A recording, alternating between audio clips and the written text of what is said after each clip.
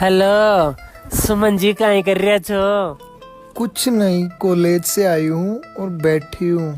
एक बात पूछोगी सुमन जी? पूछो ना पप्पू। यार थे कत्ता धीरे बात करो जो।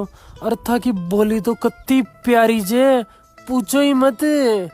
यार मेरे को सब ऐसे ही बोलते हैं कि सुमन देख तेरी आवाज कितनी प्यारी है।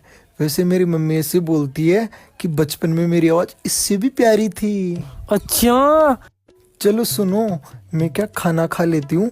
मैं खाना खा के फिर आपसे बात करती हूँ। ठीक, चलो मता का फोन को इंतजार करूँ ला।